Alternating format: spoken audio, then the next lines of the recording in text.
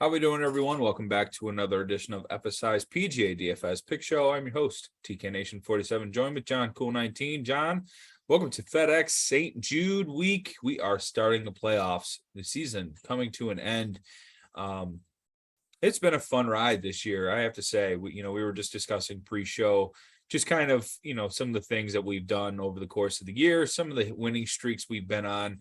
And it's been a cool season, a very eventful season with news coming in from the whole live scandals to which golfers are staying, which golfers are going, who's playing well, who's not playing well. But anyway, are you excited for the playoffs? Yeah, this is a great event. This week or FedEx St. Jude, typically a WGC event right before the playoffs, now a playoff event. I think it's an excellent addition to the playoffs instead of the Wyndham. The championship itself is kind of lackluster in my opinion. I'm much more excited to watch all of the four majors, plus a few other events during the year like the Genesis and a couple others that I find really exciting, the Tournament of Champions, etc. But the first 2 weeks of the playoffs, very, very good events, extremely good fields. And we get to see a lot of these younger guys who just deserve to be here, which is really exciting to see, where a lot of these guys wouldn't be at the majors because of just world golf rankings, things like that. Instead, they are in this week. Really cool to see a lot of those guys getting a chance. And I especially like this first week for guys' opportunity to really have one good week. And you might be in the second and third round because of it. One bad week and you are absolutely out of it. That's not true for the studs, but certainly these guys have an excellent chance here to move on. I really do like this event. The last thing to mention here, St. Jude, obviously this event probably brings in more money for charity than any other event. There are people doing all kinds of really cool things all over Twitter. If you're following anybody in the golf DFS world, you can absolutely find opportunities to donate money to the St. Jude Children's Fund. Do so if you can. We definitely would support you if you're able to do anything. Even a small amount goes a long way. So really, really good cause. This event, I think, embodies that spirit more than any other event throughout the year. So really cool to see all the golfers, what they do, and then fans like us really supporting that cause as well. Absolutely. I think that's a good point to make. Definitely, want to support what St. Jude does for children. It's an amazing thing. And, shout out to them for doing such an amazing job over the course of their time here on the PGA Tour, making sure they give back, and especially the golfers that do as well. Okay, well, we're here to talk some DFS. Let's get into the course and the course breakdown. Sure. This is a TPC Southwind in Memphis, Tennessee. Like I said, this is typically not a playoff event, but it has been on tour for a long time. Usually WGC usually has a good field, but it's usually no cut. This week, we do have a cut. Top 65 and ties will move on. We'll move on to the weekend. And then the top 70 golfers for points will move on to next week. Points are much higher this week. So golfers have a great opportunity to move up if they play very, very well. The course itself is a par 70, 7,200 yard track, Bermuda grass greens. Usually we see something like around a 2 under cut here. So it's going to be quite a bit of birdies going on. The one caveat versus last week, there was a ton of birdies last week. There's really no double bogeys. There's not much water. You didn't have to worry about that. You just had to hit the fairway and you can make a lot of birdies. This week, you have to hit the fairway, because if you leave the fairway much, it is very, very penal rough, as well as tons of water on the course. We will see a lot of double bogey and worse this week. So I'm including that double bogey avoidance in my stat model. Not so much just bogey avoidance, but the double bogey. You got to avoid the big numbers on the card. You also have to make a ton of birdies if you want to win. Really, the number one thing I'm looking at this week is drive accuracy. Ball striking is very, very important, but we just absolutely have to be in the fairway this week.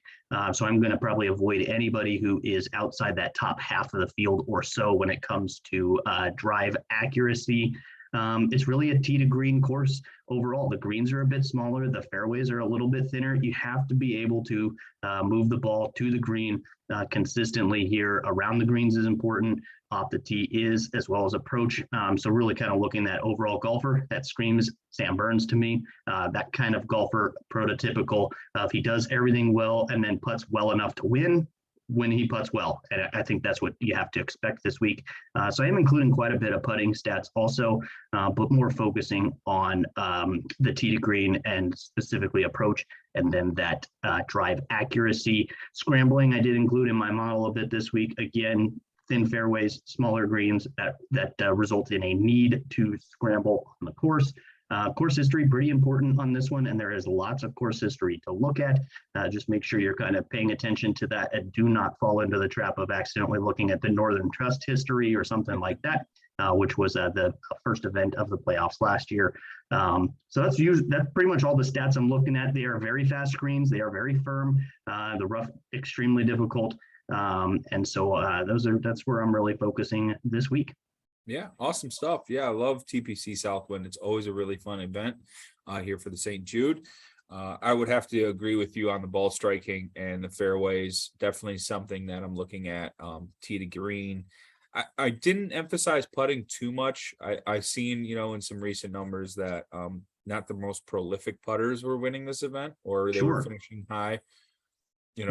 Hideki Matsuyama, Russell Henley last year, not your prolific putters, just your amazing ball strikers. So sure, you're absolutely right. The reason I think that happens is that these greens are extremely pure Bermuda grass greens. Yeah. And if you roll the rock just properly, these greens are super easy to just putt really well. And it can accentuate. If you're not a good putter, you can absolutely finish above average in putting this week. If you are a very good putter, you can just be elite on the greens this week and absolutely knock down everything. If you're a guy that just can't quite get it, the tee to green there, even if you're knocking down putts, it won't matter because guys behind you who don't putt well are going to pass you.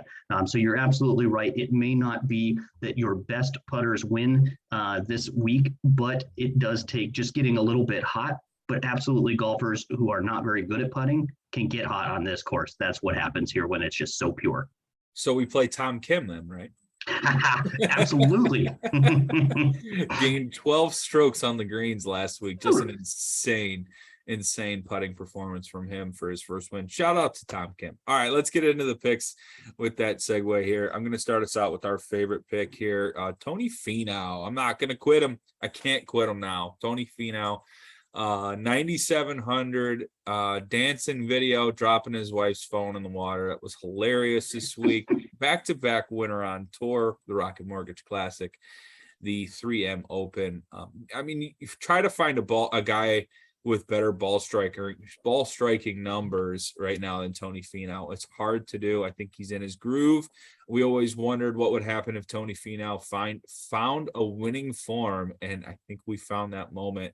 So I'm at 9,700, sub 10K. I think it's a really, really good price tag for DFS purposes. There were some 25 to 1s floating around earlier this week. Those are now gone. You'll have to get that 20 to 1 number. I don't know. Can you win 3 times in a row? I don't know. I'd rather play him on DFS and maybe take some longer odds with some guys down the board, but I think he's a perfect DFS play. First in the model, second on approach, first in ball striking, first in my par 4 stat from 450 to 500, 8th off the tees, and 3rd greens gained. He's just immaculate all around right now. Does have some okay history at the St. Jude with the 24th and a 65th, 27th, and 10th. So he's okay, but he course history wise, but the form carries it over the top for me, and I'm just gonna swallow some of this chalk. I don't care if he is, and hopefully people think that everyone's playing Tony, and then they don't play Tony. So that's where I'm hoping everything that goes for the ownership purposes. But tell me about your thoughts on him and your favorite of the week. Tony Finau for me, I think he ranked 2nd or 3rd in my modeling. So I do like him a ton. The guy who ended up number 1, though, for me, Xander Schauffele, another golfer who ended up with back-to-back wins just over the last month or two. So really, you could probably say that these two golfers are probably the hottest on the planet right now. Xander Schauffele at 10-6 on DraftKings, the 14 to 1 outright to win. I would be willing to give a little kick over to Xander to win outright this week at that number. The form's really good. He's made the cut in 8 out of his last 9 events. 8 out of his last 9 events, he's finished top 20. So he is not just making cuts. He is absolutely killing the field here. In that time, he did have 2 wins. That was the Travelers, followed by the Scottish. His course history here is decent. 6th in 2020 when it was a WGC event, and 46th last year. He is a very good Bermuda putter. If you look at long term, he is top 20 in this field. And then if you just kind of hone it down to fast and firm greens, he is top 5 in this field putting on that type of surface. And then the rest of the stats really just back up why he was number 1 in my model. He's not necessarily number 1 in a bunch of things, but he is like top 25 in everything. He's top 25 tee to green. He's 5th on approach, top 25 around the greens, 6th birdie or better. Very good finding the fairway as well. So there's a lot to like here with Xander. I guess the one knock is he hasn't really played all that much over the last maybe 2, 3, 4 weeks. But if you win 2 events in a row and then you do well at the Open, take some time off to get ready for the playoffs. A lot of golfers have done that. So you'll see if you're looking at the logs here, Tony Finau would be an exception, but a lot of these guys at the top of the leaderboard, the top of the pricing, they have not played very much over the last 3 weeks or so since the Open. But I'm all right with that. Give me some Xander this week. And I think just with all of the guys in that 10K range, there's like 6 of them this week. I think the ownership gets a little bit more spread out. So it's not like there's 1 or 2 guys that are going to be super chalky up there. I think Xander's going to fit in maybe around 6th, 7th, 8th most owned golfer this week. And I think that's just fine here for the price. I'm willing to pay it. Yeah, absolutely. Gonna go with 2 of the hottest guys, like you said, on the planet, Xander and Tony. Definitely gonna have both in the player pool. Value plays, Hideki Matsuyama, 8,400. Not a guy that's in the best form coming out of the UK. He didn't perform well in Scotland. I believe he missed the cut or finished relatively close to the back end of the 60s for the USO or for the Open Championship. But that's Links Golf. That's not TPC Southwind. So I'm fully expecting Hideki Matsuyama to come back down to form. And we get a really great price tag here at 8,400. I think that's just way too cheap for a guy that has won twice on tour this year. Twice in the calendar year, Zozo and the Sony. I mean, I know those were a long ways away, but Hideki's been really good this whole entire year. Great ball striker, was runner-up last year in that playoff. I believe he lost. So Hideki is going to be, and I kind of think he slips through the cracks because you got Tom Kim in that 8K range. You got Sanjay M that's just $100 more than I think there's like some guys that can really balance that ownership for a golfer that's typically in the low 9K range. I think we're getting a slight discount. That's why I like him for value. 24th in the model, 16th on the approach, 9th in par 3s. I really emphasize some par 3 scoring with 4 par 3s on the course. 27th in ball striking, 10th opportunities gained, 29th greens gained. So the ball striker extraordinaire, Hideki Matsuyama. Corey Connors, 7,600. I played him last week in the one and done. I played a lot of them on DK. We got lucky. He slipped. He made that cut. Shout out Austin Smotherman. That had to be brutal. But he created a lot of 6-6 lineups for DK. We'll never forget him. But now he has gone back down to the Korn Ferry Tour after missing out on the playoffs. That was just absolutely brutal. But Corey Connors was a big benefactor of that. Had a great weekend. Got himself all the way back up to 21st, 10th in the model this week, 15th on the approach, 26th in par 4s from 450 to 500 yards, 8th ball striker, 7th off the tee. He's actually 21st in putting too. So all you really need is Corey Connors to be knocked down, with that ball strike, with that approach shot. His putting is not that bad. So he could really do some damage, having some course history, not the best, but I think Corey Connors at 7,600 could be optimal lineup worthy if he hits that top 5.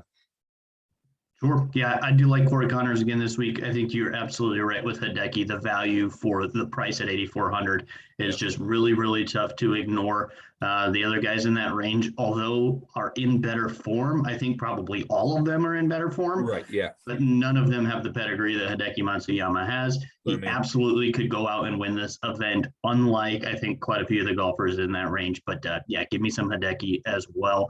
For me, though, I'm going to start with a guy that we mentioned on the intro, and that is Tom Kim. Tom Kim went out and won last week. He was absolutely excellent with the putter, just insane, gaining over 12 strokes. There was all kinds of golfers in the field that were much, much better at everything all week long except the putter. But you know what? That's what he specializes in. That's what he's done well previous to this. His short game is just really, really good. And that was no surprise coming in. Now, it was a surprise he gained that many strokes, but it wasn't a surprise that the putter is what carried him. The 8K on DraftKings, this I think is going to be the highest price we have seen. Last week, was he 76? Or no, he was 8,600 last week. So he got the win and dropped $600. That's obviously due to strength of field. But he has made his last 6 cuts on tour, 9 out of his last 10 total. He was a winner last week, 7th the week before that. He was 3rd at the Scottish Open just a few weeks before that. So the form is very, very good. No course history, obviously. This is really his first time playing all of these events, but super lucky to even be in the playoffs. Had he finished 2nd place, he would not be in the playoffs. He'd be sitting around waiting for the swing season to get started. Actually, if I know him well, which I think I've read enough, he would probably be taking off to go to Asia and play in some Asian tour event. He said he loves to play golf. He doesn't care how much money he won last week, doesn't even know how much went into his bank account because all he likes to do is go play golf. I think that's super cool of him. Very humble guy. And he's just a kid. He's just 20. So I think he's going to be a fan favorite going forward. Really likable guy. The Tom and Tom Kim is because he grew up liking Thomas the Tank Engine and the name kind of stuck. That is how he got to Tom. More importantly, though, let's look at him as a golfer here. His last 36 rounds, he's 3rd in fairways gained, like we said, super important. 31st on approach, 29th scrambling, and he's very good around the greens as well. His recent approach has just been excellent. The last couple events, he is 4th with the irons. So there's a lot to like there. The tee to green was just okay last week, but again, if the putter can carry you, and this is another course, you got to be at least above average, if not a bit better, tee to green, and then be lights out with the putter. He can do that. He's proven it.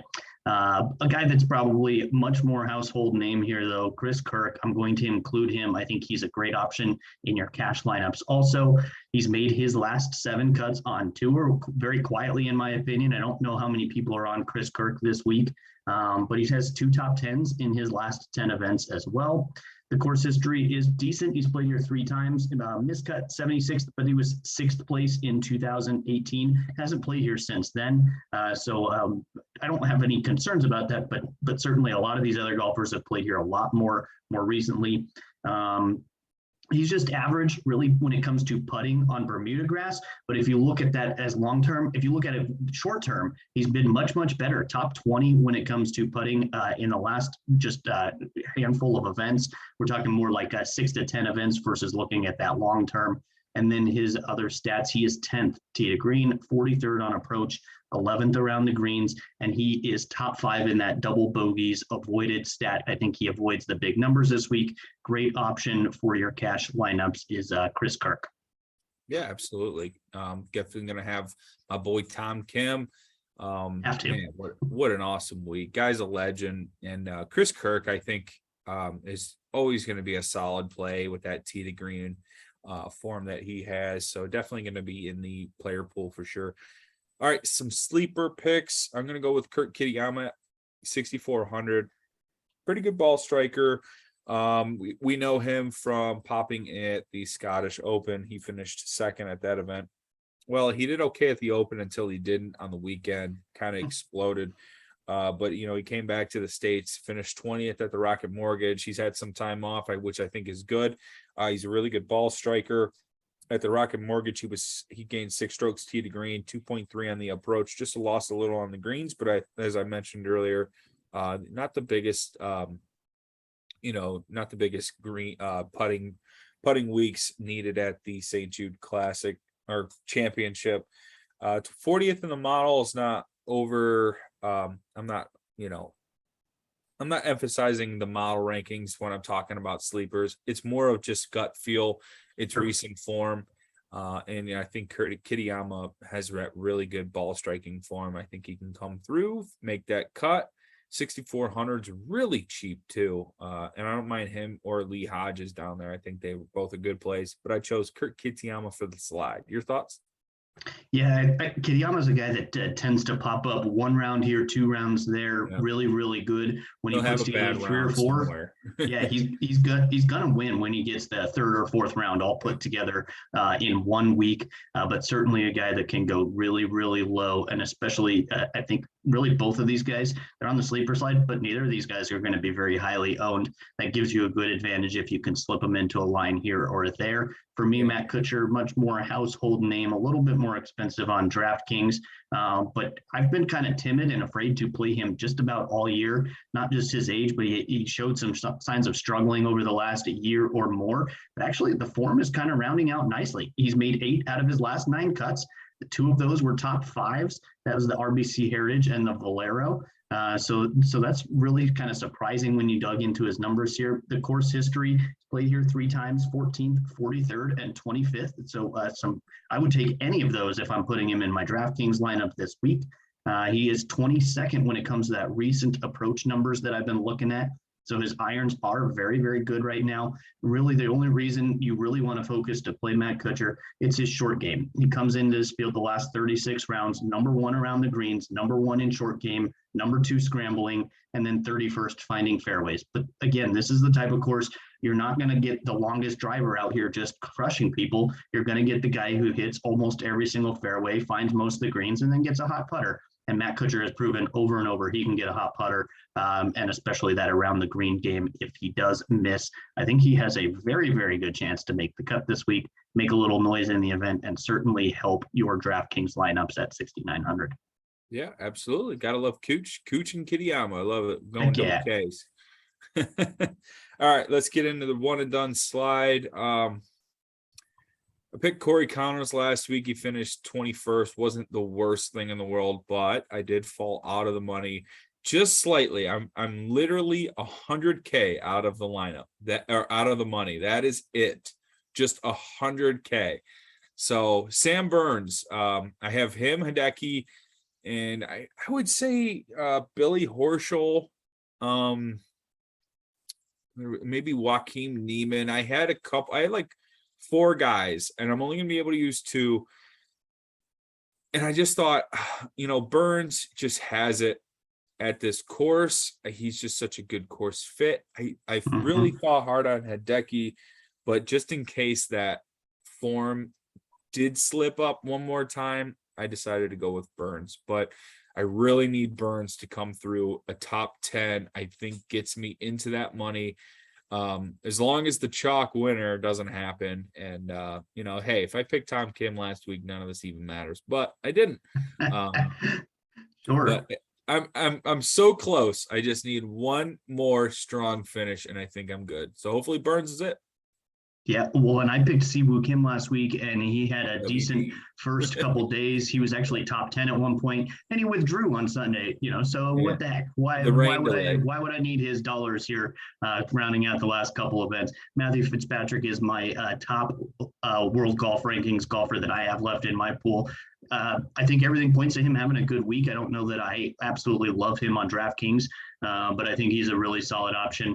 I think if you want to go on the outright market and bet him top 10, I think that's a fantastic option. And if I'm doing that, I think he certainly fits the one and done mold here. But I think you're right. Sam Burns, if I had him or Matthew Fitzpatrick sitting here, I'd be picking Sam Burns right now for this week for my one and done. So I do hope that goes well for you. And you spike one. Now, just so you know, this week, last place does earn over 100K this week. It is not like normal events where if you miss the cut, you don't make any money.